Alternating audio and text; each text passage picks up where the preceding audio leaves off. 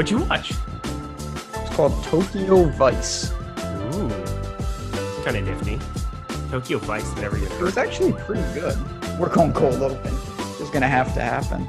Yeah, it was about the Tokyo underworld.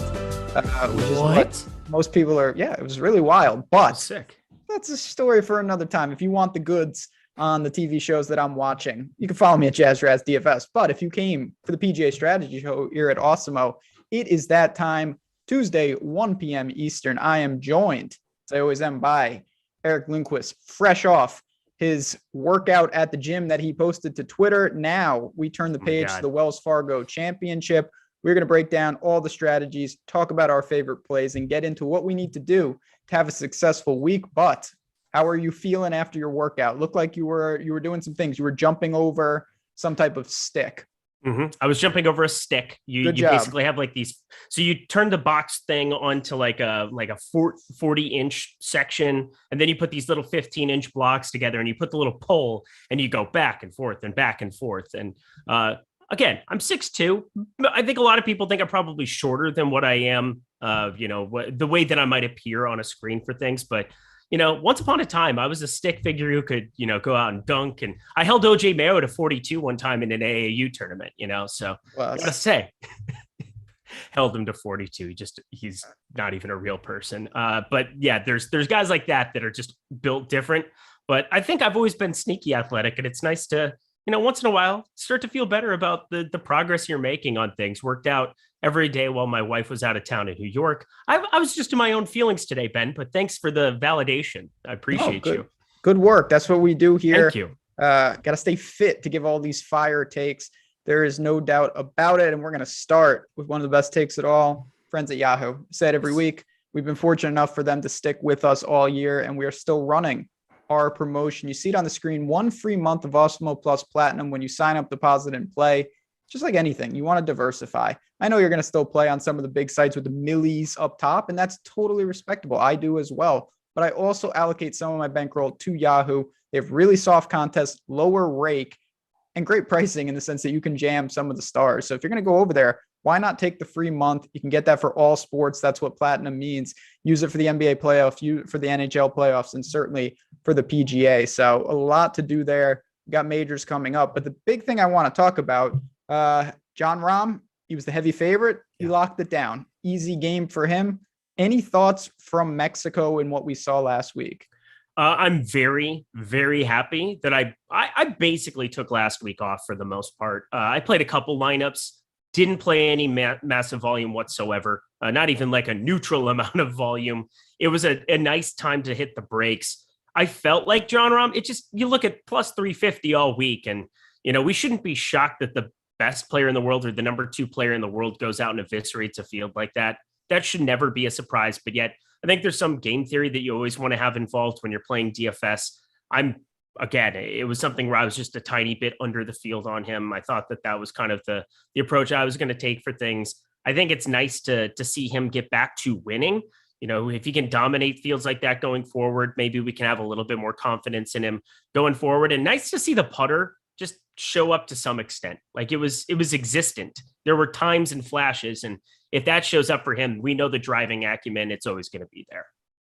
No doubt about it. He was just the best player and he held it down, and it's tough to win golf tournaments, even that situation. Finau storming late was good for me. It was a pretty uneventful week. I gave it a run, and look at that red on cue. I was about to say, we had some members of the team with some good showings. Ryan Schindler at the top of that list. I saw that team took second in the $3 20 entry max birdie, $60 into a crisp 3K. I believe Brandon Wu was on that team and some others. Really, really good work. That was just an absolutely fantastic team by him. Congratulations, sir. Chase Seifert missing that cut was a killer for me. That was my big problem. Everything else went actually pretty well, but I really don't want to spend a ton of time. The last guy, Jonathan Bird, was the one guy that I think they were both. Birdman showed up, and then it would have been nice to have him finish Saturday, Sunday off kind of in stylistic fashion. I was feeling pretty good about a couple of teams in that spot, but one of those things broke even. Happy to move on from a week where, we saw a very top heavy guy, and now we go to this week with another top heavy guy. And If you go off of his last round of golf, it feels pretty good, but I have no idea what to expect when you price up guys for a golf course that they're not even playing. Yeah, it is tough, and we're going to talk about that. Last thing for me last week, this is more of on the OddsShopper side. If you haven't been over there, OddsShopper YouTube, all our betting content. You know what really saved me once again is shorting Matt Wallace in the head-to-head market. I took McDowell over him at plus money. It was a little tight, and then he separated late. Matt Wallace is really, really struggling, even though he did make the cut. I'm going to continue to do that every opportunity I get. But the big storyline this week, Wells Fargo, it's my favorite course and tournament of the year, but not so fast. Quail Hollow is not on the schedule here because of the President's Cup. So we make a U-turn, an audible to TPC Potomac, which we have seen. This is a new course, though, for the Wells Fargo. Make sure you're not relying on the course history saying that Rory dominates here. That is not the right course. It is the incorrect take because, yes, that is not where they're playing golf. We're going to a par 70 TPC Potomac at Avenel Farm is the correct exact name for everything. And this is not going to be an easy golf course by any means. We saw Francesco Molinari light it up to 21 under par it was in 2017 when Tiger Woods was hosting over there. It had gone back and forth with Congressional, then ends up at Quail Hollow, so on and so forth. But now that golf course was, Francesco was playing at a different stratosphere at that point in time. That was right before he took his Open Championship, I believe, as well. 21 under, next guy was 13 under. So he ended up winning by 8. There's only 2 par 5s that we're looking at here. This is going to be the least amount of par 5 scoring you ever look at for a PGA golf tournament, and it's not remotely close. And both of those are brutal golf holes as it is. So I don't really see a whole heck of a lot of need. Hitting it far is never a bad thing. You're going to want guys who hit it far for some of these par 4s, but 641 is number 2. We're talking just unreachable. 591 might be reachable the 10th, but it is quite the track that we're looking at this time around. Yeah, it's different. I do think there's, like anything, there's going to be some similarities for what they would have seen at Quail Hollow, some major differences. This is a little more technical, in my opinion. I don't think driving distance could be as important, but you could still gain off the tee, and we're going to talk about some of those guys. I guess I want to ask you before we dive into it, it's a little awkward because it's not a completely new course. You mentioned we saw this with the Quicken loans, but the data points are, significantly in the past. Do you even look at that? Or do you say, you know what, I'm treating this as a new event at a new course? New event, new course. Okay. We can't possibly look at anything else, period.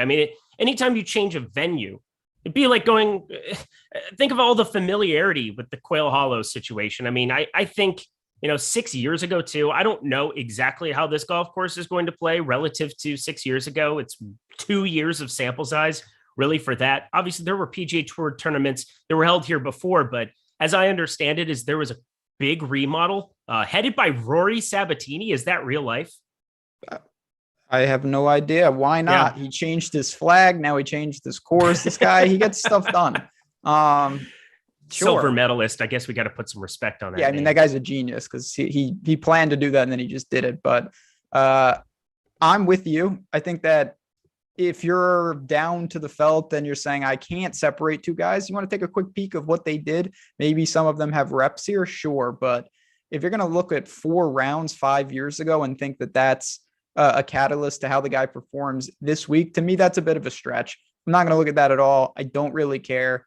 I'll look at skill sets. I'll look at some recent form and build that way. Yep. Right there with you. We're on the same page. Yep. I like it. You mentioned we've got this again. It's not to the same extreme. Last week, John Rahm was inside 4-1 in a lot of betting markets to win that event, and he ultimately did. This week, Rory McIlroy is the heavy favorite, but it's not to there. He's about 7.5 to 1 in the outright markets, but still a substantial favorite over the likes of Corey Connors and Tony Finau types. On DraftKings, he's 11,500. Similar to Rahm, does he feel underpriced? And do you expect him to be Rahm levels popular? No, I don't expect him to be Rahm level popular. He's right now at 28.6% is our last run of ownership on him. We'll be aware of what happens as we get closer. Everybody knows the last impression we have of Rory McIlroy is that 64 where he kind of set Augusta on fire on Sunday, went completely nuts, the whole out bunker shot on 18. We all remember that scene, him and Morikawa exchanging holdout bunker shots on 18. It was pandemonium, even though it was relatively uninvolved in terms of the landscape of the golf tournament, because Scotty Scheffler could 80 putt on 18 and still find a way to win it. Rory McIlroy, 11-5. He's $900 more than Finau. And Finau coming off of a week where he was involved. You even talked about that. For me, it's just, is Rory going to get up to 30+%? Maybe as you go up in terms of stakes, as you go up in single entries, the $200 single entry of things of that nature, I see him being over 30%. But considering this field just has a lot more class than last week, it would be a mistake if you saw Rahm level ownership on Rory.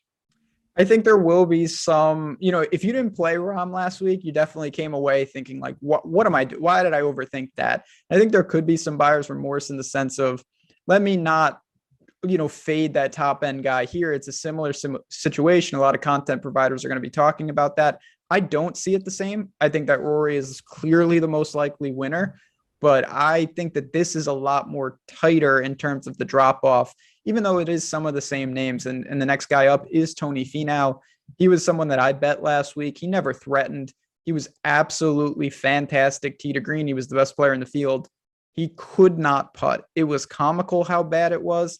He lost 2 strokes putting. He gained 15 strokes tee to green. I mean, what are we doing here? You got to like the setup, but I guess the question is, do you pair him with Rory? Do you start with him, or do you not play him at all? Oh, I'm playing some Tony Finau this week. So again, I don't want to get in a habit of telling you to play everybody. I know Abraham Answer probably last week, people had unrealistic expectations. I didn't like him there. I don't like him here. But Finau, I've been buying in on Finau from about the Players Championship. He missed the cut, and I think I might have rostered a little bit. He was super low owned. But there's just these periods of time when a guy gets undervalued. I am worried because now we're seeing some ownership even at 10-6, where there's a lot of guys we're going to get to below him here. But I think the ball strike, you have to look at what happened last week and take something out of 8.2 with the approach, 3.1 off the tee. I mean, that is just ridiculous stuff. And probably the most positive of everything is the short game, 3.5 strokes gained around the green. He had been on a skid of losing 6 consecutive. We don't have data from the Masters, but 6 consecutive shots with strokes gained data where he was negative in that department. Looks like the game's starting to turn a corner, and he's always been a guy with a funky putting style. And if he spikes that, I mean, there's definitely some win equity. I think he's going to be half the ownership of Rory. There's a lot of things that I think bear mentioning when it comes to Tony Finau, because this might be the best iteration we've had of him all year long, and not even remotely close. Yeah, I mean, again, everything but win last week, and it was the putter that held him back. You've got to like the numbers. I do think that the price gap is worthy. Rory's a much better player than these guys. There's no doubt about it, but that doesn't mean that a guy like Finau can and won't be in the mix once again. I like him, though, more than Answer. I'm not really there. The guy that's getting a lot of buzz, and rightfully so, is another, ball striking wizard. Not going to do it much with the short game, but he's been better than it was. That's Corey Connors, who's had a really consistent year. He top 10 at the Masters, 12th at Heritage. He's in the 10,000s. He's 10,100. Where does he fall on the priority list for you? I'm going to plummet him to the bottom. This is going to be an uncomfortable feeling. It comes down to ownership. Right now we're projecting him around 28%. He's 10-1. I've got 2 guys right below him in Fitzpatrick and Hatton that I have a lot more interest in. Hatton was playing so good. Then it's been brutal year of late, but I'm willing to write off the Masters RBC Heritage. In 2 golf tournaments, you would expect him to play a lot better than he did. But now I'm getting him half the ownership of Corey Connors. That's kind of a no-brainer to me. You talk about how good he's been tee to green. Corey Connors, that's always going to be what he is. But you remove 2 par 5s and reachable par 5s at that out of the equation here. I think that this sets up pretty well for some of these shorter hitters as well to compete in this kind of a fashion. Matthew Fitzpatrick always seems to be somebody that on longer irons, I mean, he fits the mold of like a Paul Casey. Guys I'm going to be pairing with, building my teams to certain skill sets quite a bit. And no doubt about it, Corey Connors could probably fit into that skill set too. 9th in strokes gain approach amongst this field over the course of his last 50 rounds. The putter, always hit and miss there, 71st. It's kind of middle of the road here. Good DK scorer, but God, 30% of the field I'm not going to be able to pair him with any Rory McIlroy in those lineups, and I'm going to try to get up to Rory or Finau and start some teams that way.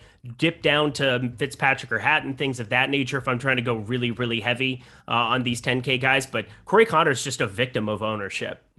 I'm with you. So we will ride or die together here. And it's not because Corey Connors doesn't set up well. I think he does. He's certainly shown that he belongs in this price range. But I think in the betting markets and a lot of the things we do on the OddsShopper side is show these comparisons. You line Corey Connors in the head-to-heads against these guys, it's going to be pretty close, but the ownership is not. He's going to be significantly more popular than a guy like Matthew Fitzpatrick, who had a terrible miscut at Heritage. That's the last time we saw him. But when you dig into the numbers, it was an off week. He lost 3.5 strokes putting in 2 days. That's something that's very un-Fitzpatrick-like. I think he's going to be just fine here. I don't worry about any lasting effects. Give me Rory, give me Finau, give me Fitzy. No answer. Connor's underweight. That's how I start with the big five this week. And it seems like you're in line with that. Yeah, we're identical. That's ridiculous. Yeah, it's probably bad. It's probably very bad.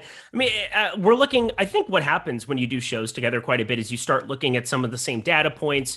You might come along for the ride. I think there's a little bit of like I want to be a part of your wins too, kind of a thing that goes on sometimes doing shows. But I would say that we've kind of had our own stands for the last few weeks. This is pretty lined up right now. We're going to ride and die together here. Rory Finau, underweight. I'm going to have like no answer. Corey Connors. Yeah. I doubt, even at 28%, he might be a full fade just because I don't really need to get 5-10% of a guy. I'm going to be cheering against him pretty extremely. And, there's some different thinking that goes into that. I think you could be half the field. You could have a little bit if you really wanted to. But I'm just going to take a pretty strong, bold stance and go much towards the Fitzpatrick Hatton range, especially because of what it allows me to do with like my last golfer in.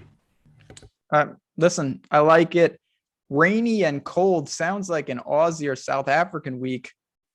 Well, here we go, 9K range. We got some dudes that probably fit those conditions, starting with Ty Hatton, Mark Leishman, and Aussie. Keegan, he doesn't fit any conditions, but Keegan, Henley, Woodland, Reed. I bet Hatton at 33-1 already. He's on the betting card. Leishman is 40-1 in the outright market. Another interesting guy. My question is, do you look to start to these guys, or are they attachments to one of the big names we've already talked about? Yeah, they're going to have to be attachments. And Hatton's going to be the main attachment, 9,900. I'll play him with Fitzy, or I'll play him with Finau. Him and Rory, again, I was building and hand building some stuff out this morning, and I think some of those lineups can be okay. But then I think even just those $100, $200 can go a long way when you're building out your single entry team. I don't mind going to Keegan Bradley. I think we've seen some flashes from him in the early going of this season that 9,600, it's kind of strange to say that he's appropriately priced. This is a guy we were paying mid sevens for pretty much the majority of last season. And as it stands right now in this field, that's kind of surprising that he might be the guy I prefer. I understand at the upper nines, he's coming in with the most ownership out of all of them, but only fractionally over Hatton, only fractionally over Henley and Woodland, or Woodland's like down at the bottom nines here. But that's kind of my guy here. Leishman, I understand he's on the cover of PGA Tour, like of the website. And I always look at stuff like that and I'm like, I wonder what the recreational player is going to do. But sub 5%, it looks like. If you wanted to go Leishman, have fun with it. He can always spike out of the middle of nowhere. It's happened multiple times before. I know in the fall, he drove me nuts. He found some form at like the Fortinet, the Shriners, things of that nature. But I don't think there's anything that we've seen recently in his game that really bodes well. I prefer Keegan. I prefer Hatton. So, yeah, I think that Leishman's definitely a worthwhile target in large field tournaments. His stats are never going to stand out in that sense. He's just not that kind of player. Good around the green, can be crafty, doesn't mind wind, doesn't mind rain. Just a good tournament play. I prefer Hatton as the priority. Outside of Augusta, this guy's just been absolutely fantastic all year. 5 starts inside the top 30, not missing cuts at all. He still made the cut at the Masters. He just doesn't like that course.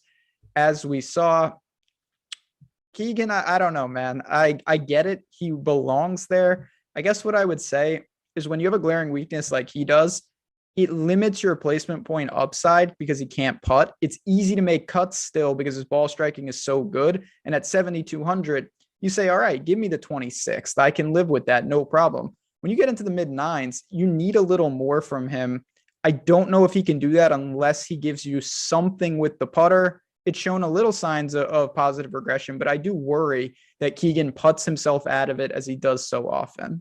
Well, that's a really fair point, and I like the way that you put that. So let's just jam a shit ton of Paul Casey. How does that sound? Yeah, that's more my speed. Yeah, let's do that. What has Paul Casey been doing? I don't know, living a life that rich people live. I don't know. Cycling. He's a big cyclist. Yeah, I mean, is he healthy? That's the main question we always have with him. But like, I'm going to play him. Are you going to play? Before we get to Casey, because I obviously want to talk about him. Talk to me about Gary Woodland. He's someone that, again, at times it looked concerning. At times it looked like Gary Woodland is quote unquote back. He's missed cuts, but they've been at the most prestigious events. He missed the cut at the Players. He missed the cut at the Masters. Everything else has looked really good. The approach is solid. Is he priced right? Too high? Too low? Where do you fall with a guy like Woodland? I mean, can it be like the Three Little Bears just right? I think at this field 9,100, the current form, the short-term form has been much, much better. Valspar, I mean, we've seen 3 top 10s in his last 8 events. That bodes well for somebody that should be in the 9s in this kind of a field. So I have no problem with where he's priced. I think it's appropriate. I mean, the Rory thing kind of throws everything out of whack because he's just been inflated to such an extent. Yeah, I think he's the class of this field. I don't think anybody would argue with that, but it's a different track, different situation. And I look at Gary Woodland as somebody, if you just look at the short-term form, you have to say 2 top 5s, in 8th, a 21st, a 24th, and 6 of his last 8. He's appropriately priced. I think I can't really see myself making a large stand with Gary Woodland. He's somebody that I've always liked. I think golf courses like this suit him well, where he can hit a lot of those Stinger 2 irons and kind of just be plodding his way along. Obviously, par 5 scoring has always been a decent enough thing for him, but that won't really get utilized here. But I think he has a good enough all-around game. The putter was really, really bad in Mexico. Get him off Paspalum. He's going to be just fine, I think. Yeah, I like Woodland. I think he checks out. Last guy, Patrick Reed, still making cuts, but I'm not going to do it until something changes. I've said it all year, and it has rewarded me more often than not. He's a virtual lock to lose off the tee, and furthermore, almost a virtual lock to lose tee to green at this point. It's almost impossible to contend when you're doing that. No Reed for me once again. He lost 2.4 strokes gained with the approach last week. Shot 75 on Sunday. Shot himself completely out of it after kind of getting to a place where I'm like, oh, he could actually make a dent in this golf tournament. Finished 42nd, was completely irrelevant after, getting a lot of TV time on Saturday. I just am going to play 0% Patrick Reed like I have been all along. Yep, we are aligned in that, and eventually he's going to flip it, but until he does, I will. The club's still laid off his shit at the top. Sorry, I've said shit 3 times now. I just apologize. This is the PGA golf show. I got to be appropriate and stuff. But anyway, I was watching on Saturday because I was tilting. Obviously, I had 0 Patrick Reed. And you saw that club just so laid up at the top. So basically, some golfers like John Rahm, they do the 3/4 and they can kind of like correct and stuff. He gets so long and his transition is just, it is impossible for him to square up the club face right now. He's going to be blocking shots more often than not under pressure. It's just impossible to get the club unstuck from where he is at, just sideways laid off at the top of his golf swing. That's exactly what I noticed as well. I figured you did. Yeah. And what I noticed was when he hits it, it doesn't go where everyone else is landing. He's in the woods. You're sharp. Yeah. No, you're truly, though, being serious for a second. Patrick Reed is broken. It's just not happening right now. Doesn't matter what course. You can't compete when, and obviously you being a real golfer, notice like there are technical problems with his swing, and it shows in the strokes gain data. Yeah. Our guy Tokyo Swan, he said Reed been on new clubs. I went on a huge rant about Patrick Reed last week, where Patrick Reed had never really been under a club sponsorship. He always wanted to be able to have access, like Callaway he had worked with in the past, but he still had the leeway to put in whatever wedges, whatever driver, whatever he wanted, specifically with the driver and putter. He was allowed to switch. Now he's gone from an Odyssey to a Scotty. He's gone from, PXG through the bag for the most part. The driver is just completely broken. He switched off of Callaway to Ping to PXG there are so many things going on in his head. You have to play what works. And somebody who makes as much money as he does, he had no reason to be locked into a club deal no matter what. If he's going to play 6 assorted different types of golf clubs, he had irons personally made by Artisan. He had wedges. He was throwing in a 60-degree Vokey. He has fucked himself for the next year because he has not had the ability to realize that you can play what you want when you've already got 2 green jackets. 2. They have 2. He has 2 Masters wins, right? Who are we talking about? Patrick Reed. I don't think he's got a second. I thought 2? he did. No, that's frowned upon, but he definitely has one. I seen it. I was not there, but I did watch on You're TV. right, 2018. Sorry. Yeah. He has 1 great jacket. Patrick Reed. Whatever. He's major winner 2018. He had gotten himself in contention the other year. He's a player. We know that. There's no doubt. We're going to wait and see. Again, it's just shares. It's allocating shares. If Patrick Reed beats me, and eventually he's going to, if I keep shorting him, I will adjust. 8K range. We mentioned Paul Casey already. Now it gets interesting. Sergio, Homa, Siwoo Kim, Seamus is here. Jason Day is here. There's a lot of names, various forms as we start to imagine. Is there a guy that stands out for you? Max Homa, winner of the event, but of course, another Quail Hollow darling. A little tough to break down this range. Yeah, it's a tough range. I mean, this is also going to be a spot that we have to kind of figure something that we need to get out of it. I mean, are we just going to play? Can we just go to the bottom 8s? Can we just go down there and just play Jason Day, Chase Young, or Chase Young, Cameron Young? I was on Twitter a second ago and I saw Ryan Tannehill and I saw a couple of other things that were being tweeted out about different stuff with mental health. And I just saw something about Chase Young in Tennessee because Ryan Tannehill came out and said, that he was in a dark place after they lost to the Bengals and stuff like this. So I just had Chase Young on the brain and it came out. That's how it happens. I gotta give a quick plug for Sergio. I'm gonna make a case. Sergio. No, I like him this week. Why? No, his putter is fixed temporarily. He's been running a hot putter. He's automatic off the tee. He's making cuts. He's made every cut this year, including the Masters and the Players. The irons are borderline broken. It's not happening right now. But okay. Is he more likely to flip that? Well, we know Sergio long-term can get crazy hot with the irons. I've seen it many a times. I think his off the tee and putting combo keeps him in pretty good situations more often than not. 8,700. He's thrived at these technical tracks before. I actually really like the spot for him. I know it's aggressive. I know it's risky. Sergio at 87 is on the short list for me. Over Homa? Yes, over Homa. Man, and you're a Homa stan. This is not good. This is not good. I don't know what to say. Sergio, I saw at 17%, 18%, and I wrote him off. That's an unfortunate number. I'm going to check in tomorrow night, of course, live before lock. I'm hoping that goes down to the low teens. I don't want to back a pseudo 20% on Sergio. Good. I'll do it if I have to, but if he's coming in 12-ish, I like that spot. Oh boy, you are braver than me. Popular? Again, so I like Paul Casey. People are worried about injury. I don't care. 12%. That was an easy play for me. Max Homa, I think, is solid enough and plays tough golf courses as well. Riviera, Quail Hollow. We've seen him play well in some spots there that, I think this makes sense if you're building for guys that are going to shoot 12, 14 under for a winning score. Max Homa makes sense. Even Seamus Power down there, low 8s, I really like. By the way, you can bet him as top Irishman. You can bet him as top European. There's some opportunities where Seamus Power. Also, I saw Brandon Grace was the favorite for South Africans this morning when we did our piece for BetMGM. I'm telling you, and again, they've worked with Yahoo, so I have no problem bringing them up in the past in this context. But Dylan Fratelli is somehow not favored over Brandon Grace, and that is just wrong to me. So I will say Dylan Fratelli, top South African, fire it up. And then also Seamus Power getting some massive odds in the European market. So I'm feeling pretty good about that one too. Are there other Irish players in this field? There's got to be more than one. I'll pull it up here. Anyway, I just can't even think of who that is. So I'm with you there. Yeah. While you do that, not that it's overly important, I'm going to advocate for Cam Young. First of all, he correlates really well with Sergio. If you want to go off the tee heavy, this is a guy that outside of the Players and the Masters, he's answered every call. He's automatically dominant off the tee. He's gained more than 4 strokes off the tee in 5 of 6 events that we have data for.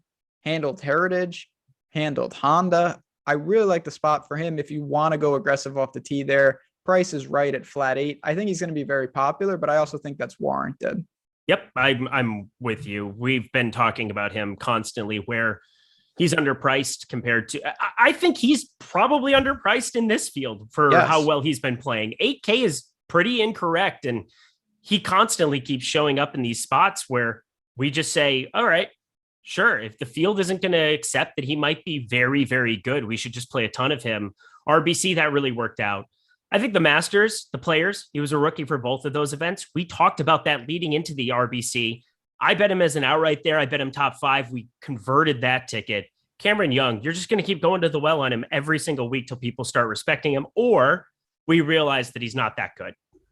I'd agree. And the price isn't reflective of it. I'm willing to buy in this spot. Talk to me about Jason Day before we move to the 7s. You mentioned him. He's like, I saw him at 66, I want to say, and then it's dropped a little bit into the 40s or 50s in terms of the outright market. The form is horrendous. Is there something you see, or is it just it's Jason Day and the opportunity to buy low is here? I mean, Boss Man's going to be in on Jason Day. I can tell you that much. 3 straight missed cuts. Obviously, you get an opportunity to kind of, he's had a month off since we saw him play at the Valero. I think he's okay to land on a little bit in one fit. I don't know how you make some kind of a stand and say, I want to play tons of Jason Day when you have Seamus Power for $100 more. You have Webb Simpson for $100 less and $200 less. Our guy, Cam Young, might be just kind of a deal where I can't play everybody from the range. And if Jason Day is going to be crazy unpopular, that'd be one thing, but he always seems like he garners more attention. We have him for 2.7% ownership right now. That would make sense to me to be, get 5-6% or do something of that nature. But I don't expect that number maintains. I bet he gets up to around 5-6%. And I think it would be a mistake to play him over everybody else at the low 8s. Yeah, I mean, I don't mind getting him in the pool a little bit, but for me, Seamus, Cam Young, certainly Sergio up top. There's just a lot of names here. And if you're going balanced, 2, 3, even 4 of these guys can be on the same team without really stressing your salary. And certainly over on Yahoo, where the pricing can be really soft at times, you can get some big opportunities to mix and match in these areas. Anything else from the 8s before we bounce to the mid-range? I think this is important because I want to know how much, I want to know how much you really like Sergio. Rank the 8s. Who's your favorite play from the 8s? Sergio. Are you kidding me? No, who else would it be? Paul Casey. I like him more. I like Seamus Power more. I like Cameron Young more. Those are 3 guys. I mean, oh my God. You like him Cameron Young, much? maybe. But I mean, if this golf course is truly just, you have to be perfect off the tee, which I don't think it is. I think off the tee is going to be very helpful. You're going to have these long par 4s. Yeah. You need to be in play. The rough looks thick. You don't want to be in trouble in some of these spots. And I think if you're choosing between on fire with the irons or on fire with the driver, I'll take the driver. But I mean, I just don't trust this putting to maintain for Sergio. This is absurd. But you would, Sergio off the tee is just as strong as anyone, including Cam Young. Okay. It's fair. I'm trying to wrap my head around it because I didn't think at 8,700, Sergio Garcia gaining 17.8% was going to be somebody you advocated. So that's the big problem. Part of the reason, and this is why it's so important, and I'm going to talk about, we have a good deal in the hopper this week, and I'll mention that in just a little bit to be part of the site. When I looked at Sergio, I did not anticipate what I would view as a slight overprice would come with that type of ownership. I don't believe he's going to be that popular. I believe that as the week goes on and we update our tools to reflect it, he is going to fall at a more manageable ownership range, and that furthers my interest in him. But I really, really like the spot for Sergio this week. Oh boy. All right. Come on in. We found, I was going to say we've segmented, we've split. Yeah, we did very quickly with him. There you go. Matt Kuchar leads off the 7s. Aaron Who's Rye playing great, by the way. Yeah, it was just why I could have done without that. Killer Keith, Johnny Vegas question mark. He might have withdrawn. There's some withdrawals. No, he's in here. Killer Keith, Doug Mitchell, Doug Mitchell. That's not a person. Doug Gim is though. Brian Harmon, Matt Jones, Kevin Streelman, Straka. There's a million names. We are in the pure mid-range. Guys we see week in and week out in these type of tournaments. Guys that can pop and win. We saw this with Straka. We saw this with Dahmen. Priorities, mix and match. What do you do in the upper sevens? Well, you're going to play Aaron Rye because now we're seeing him start to show some form. We play Aaron Rye because we play Aaron Rye every time. Sub 10%, 24th in Mexico, 4th at the Zurich, obviously team play event. Enjoy that. 29th at Valero. I said he's going to get his sea legs over here across the pond. And when it does, he is a very good English player. That I love the little trap draw shot that he hits. Seems as though it's just really, really consistent. I think there's a timing thing allocated to certain golfers too, where when the timing is really synced up with their iron play, it's just something that you can visibly see on certain guys. And again, it's not quantifiable in terms of data. It's very hard for me to just point and say, oh, well, now he's going to turn it on. But he's been positive 5 of 6, or 5 of his last 7 events with the irons. We saw the 6 at Farmers. Hasn't been there in like a very meaningful way since then. In terms of like the strokes gain approach, hasn't been over a shot since the genesis in that department. The putter's been hit and miss, but I just think that he's starting to get the hang of it. He's starting to really show out in some of these fields and feel more comfortable. Yeah, it was the Zurich. It was a team play event, but he played some really quality golf alongside Xander and Cantley on Saturday, really kind of carried his team. And I think he's starting to show out what I thought he was capable of doing over here. I got to be buying in if he's going to be sub 10% in this range. Fair. No pushback there. It's a talent. I like that he's the same price as Matt Kuchar. I think a lot of people are going to go to Matt Kuchar. I'm not going to say I hate the play, but I don't have a lot of interest there. And you've played it more than anybody over the course of the last 3 months. Me? Yeah, you've talked about Matt Kuchar a number of times. Yeah, particularly at Pebble, Phoenix, the player, most of the places where he was not doing good. And you say, this is why I don't really like Matt Kuchar. What changed? He's come in second and third in the last couple of starts. What changed before? Honestly, nothing except the putter. He gained 7.5 strokes at Valero putting. He gained 7.2 strokes putting at Heritage. The off the tee numbers were still terrible. He's lost in 6 of 7 off the tee. Ball striking's been a little good around the green, but the irons aren't firing either. Matt Kuchar may once again prove that he's a short game wizard and be fine here. 7,900 and I think potentially popular. Give me Rye, give me other players in the same range. You could go aggressive with Vegas and Mitchell if you want to go off the tee stacks. You just have a lot of options. And to me, Matt Kuchar does more harm than good, considering I think he's going to be very popular. Yep, I'm right there with you. Keith Mitchell, as you have donned Doug Mitchell and Chase Young, we'll pair some of those guys together. Why not? You have to play him. If you're going to play Sergio Garcia and you don't play Keith Mitchell, I don't know what you're doing. Like, sounds like something I'm going to do. You have to do that, right? You're playing Keith Mitchell, right? I mean, I will play some Keith Mitchell, yes. Keith Mitchell is the $7,800 version of an $8,700 play that you like. And I'm getting the identical guy in the year of our Lord 2022. But is he Spanish? Keith Mitchell. No, he's not. But they do the exact same stuff exactly the same way at this point in their careers. You're not going to get anywhere if he's not a Spaniard. You bring up a good point. Keith Mitchell's playing fantastic. He's off the tee masher, spike putter. Yes, I think I would caution though. You start to over leverage when you're banking on multiple guys spike putting at once. Like if you put Keegan and Sergio and Mitchell to get, now you're asking 3 guys to probably carry strokes gain putting when they usually don't. I would caution that, but I see what you're saying. They gel nicely, and there will be some of those type of stacks in my portfolio this week. Yep, that's what you need. Oh my God, they're drilling. It's drilling everywhere around me. Continue drilling. To talk.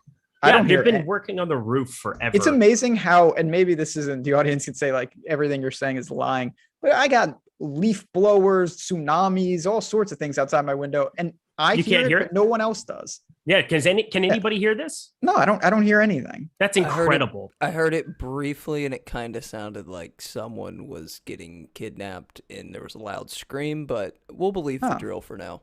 It was very high pitched, Eric. I'm just saying. You guys are on to me. Right, so that's sorry, I didn't mean to do that. But Yeah, either way, you're playing Keith Mitchell. If you don't play Keith Mitchell with your Sergio Garcia teams, and you talk about spike putting weeks, I'm going to just say this. We have 4 of his last 5 events, top 13s.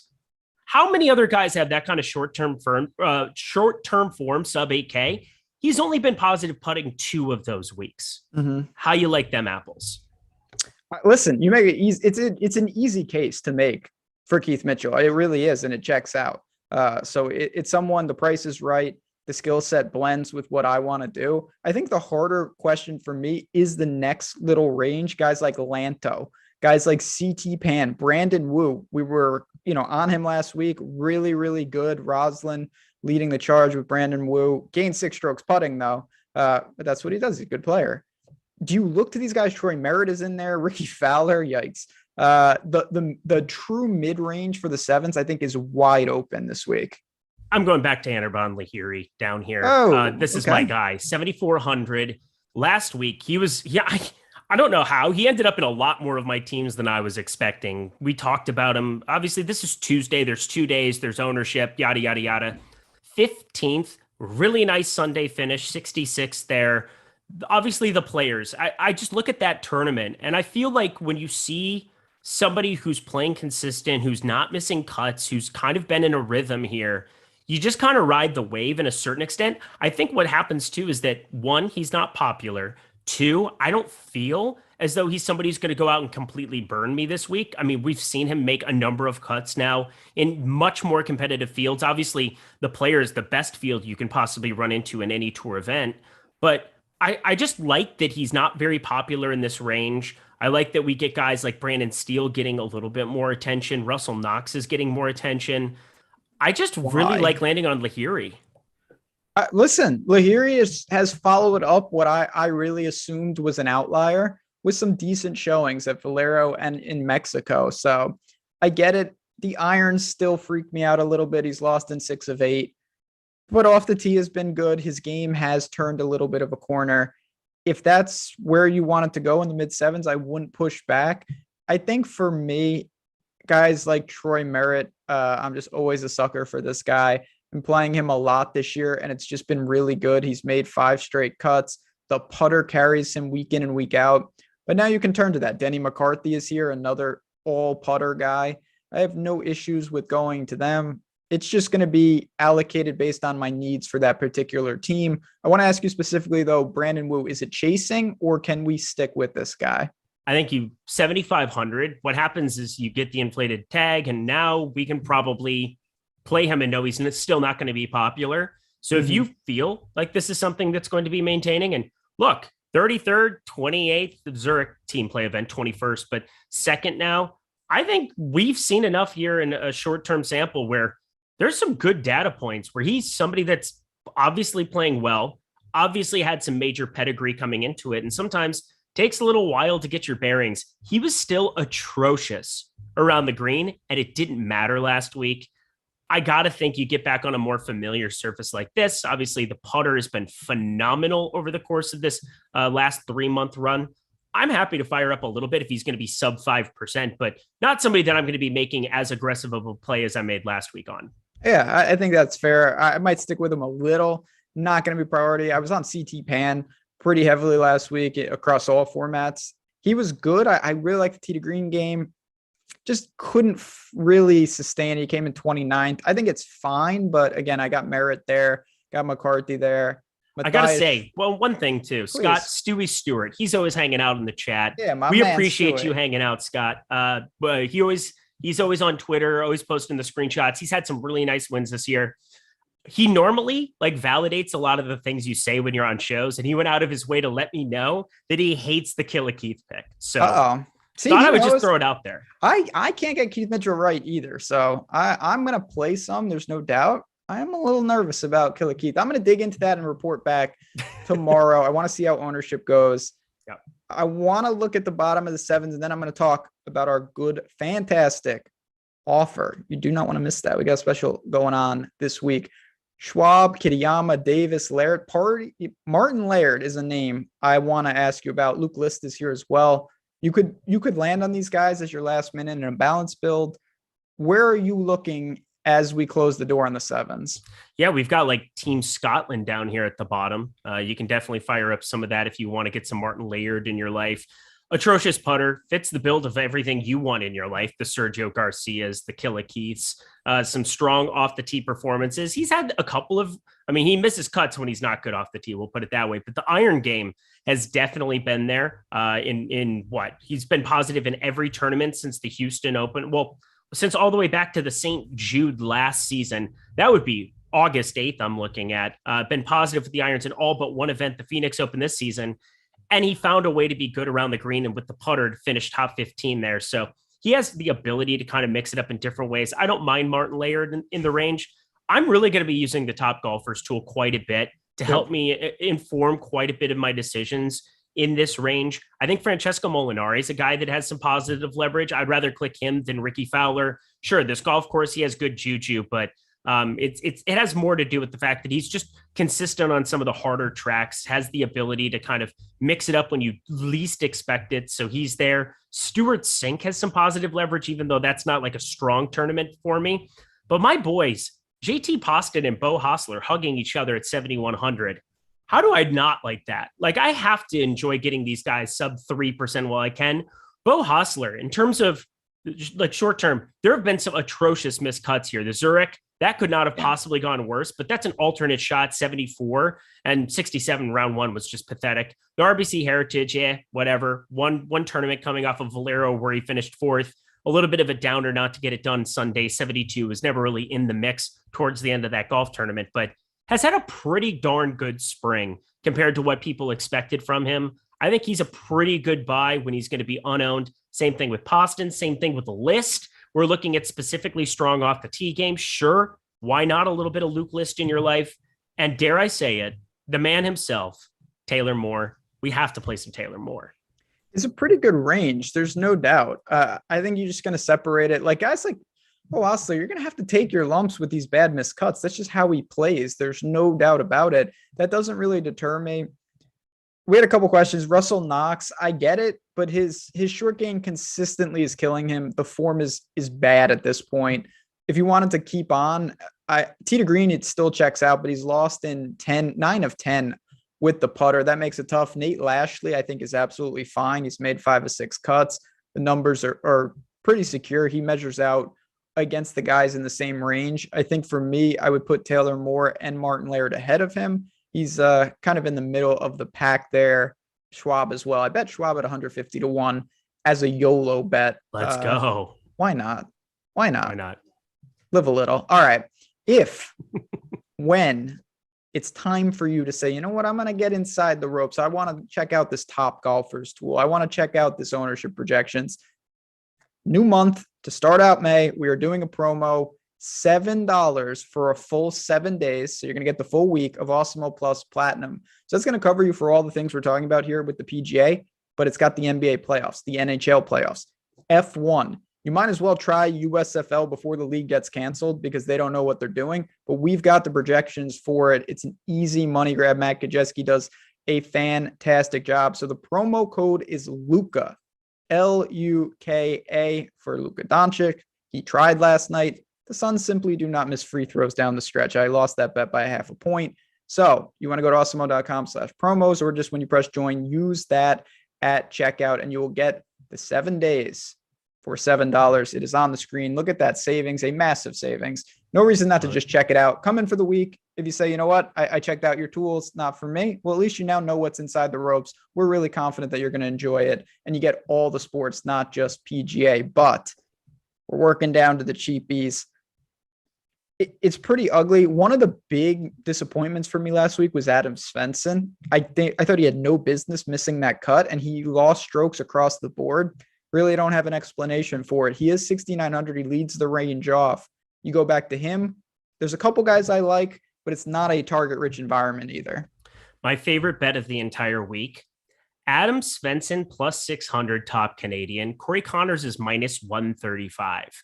We're both shorting Corey Connors as it is. Adam Svensson plus 600. I'm so here for that. I'm here for the bounce back. Right? What? No Hadwin, right? No Hadwin in the field. Okay. No. Yeah. You've got Svensson. Mackenzie Hughes is the next guy. Him and Nick Taylor. I think you're shorting, or you're basically hoping don't play that well. But I mean, it's basically Svensson versus Corey Connors to me in some kind of an extent.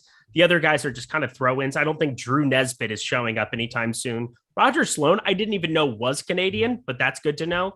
And Michael Glitchick, I don't know who that is. So good times. I feel pretty confident 6,900 for him is a guy that I'm going to be rostering quite a bit. I love these bounce back week scenarios where they come off of burning the entire universe and you just go right back to the well on them. That just seems to be something in tournaments that you have to do more often than it feels comfortable doing.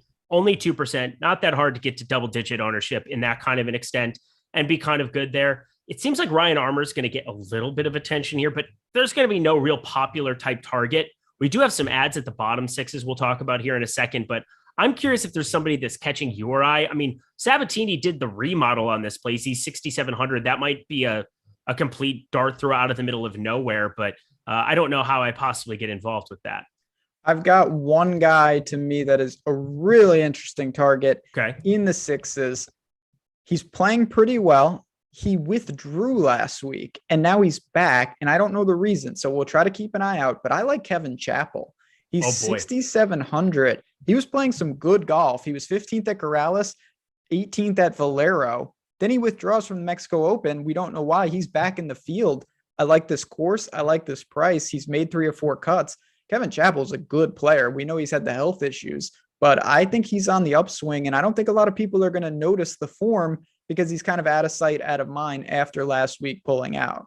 Yeah, I love it. Let's do it. I didn't even really notice him in that range. So I think a lot of people have that same reaction. Like, oh, Chappell, I kind of just like glossed over him. And rightfully so. I totally get why you wouldn't have him stand out. The strokes gain data is trending upward. The results are trending upward. The price and the ownership have not gotten there. Now, he may be hurt. He may have withdrawn because of an injury and he's going to try to play. I simply don't know. I'm willing to pay to find out, though, because if it wasn't that, this is a pretty good spot for a guy like him. Then you've got Dylan Wu, Chase Seifert in the mids. Chase Seifert was the guy that stood out to me a little bit. Bounce back, kind of fitting that same narrative. Not that hard to get overweight to anybody in this range. I think he makes a better target than most. Had made 3 straight cuts before just a no-show at the Mexico Open. Lost 4.7 with the approach, but he's still a guy that I think overall with the driver is going to be positive after a rough summer last year. I felt like that was always kind of a stronger point of his golf game. Seems to be pretty streaky in that regard, but the putter's been positive now for the last 3 tournaments with strokes gain data. That seems to bode well for a guy that's not really his calling card.